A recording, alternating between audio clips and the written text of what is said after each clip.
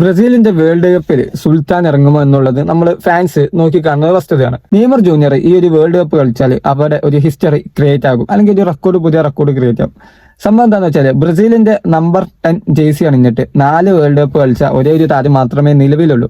അത് സാക്ഷാൽ പെലെയാണ്. പെലെയുടെ കാര്യം എടുത്ത് നോക്കിയാൽ 1958, 62, 66, 70 ഈ 4 വേൾഡ് കപ്പിലും ബ്രസീലിന്റെ നമ്പർ 10 ജേഴ്സി അണിഞ്ഞിട്ടുള്ള താരമാണ് പെലെ. അതുപോലെ തന്നെ അതിനുശേഷം ഒരു താരം ഇങ്ങനെ 4 വേൾഡ് കപ്പിൽ തുടർച്ചയായിട്ട് ബ്രസീലിന്റെ നമ്പർ 10 ജേഴ്സി അണിഞ്ഞിട്ടില്ല. അത് നെയ്മർ ഇപ്പൊ നിലവിൽ 3 വട്ടമായിട്ട് അത് ചെയ്തുകൊണ്ടിരിക്കുന്നുണ്ട്. 2014, 2018, 2022 ഈ 3 വേൾഡ് കപ്പിലും നെയ്മർ നമ്പർ 10 ആണ്. അപ്പൊ ഈ ഒരു വേൾഡ് കപ്പിലും നെയ്മർ കളിക്കുകയാണെങ്കിൽ നെയ്മർ ആ നമ്പർ 10 തന്നെയായിരിക്കും. അങ്ങനെയാണെങ്കിൽ പെലെയുടെ റെക്കോർഡ് നെയ്മർ ഈക്വലൈസ് ചെയ്യാം എന്നുള്ളതാണ്.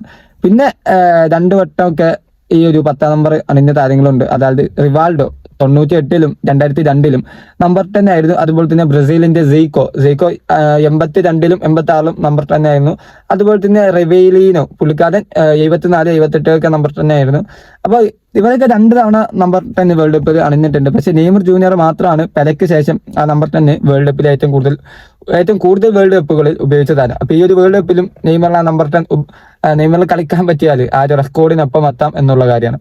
ഏതായാലും നെയ്മർ ഈ ഒരു വേൾഡ് കപ്പിൽ കളിക്കുമോ, അങ്ങനെ കളിച്ചാൽ വേൾഡ് കപ്പ് ബ്രസീൽ നേടുമോ? നിങ്ങളുടെ അഭിപ്രായം കമന്റ് ബോക്സിൽ അറിയിക്കുക. അതുപോലെ തന്നെ നമ്മളെ കോണ്ടന്റ്സ് കാര്യങ്ങളൊക്കെ ഇഷ്ടപ്പെടുന്നു എന്നുണ്ടെങ്കിൽ ലൈക്ക് ചെയ്യുക, ചാനൽ സബ്സ്ക്രൈബ് ചെയ്യുക.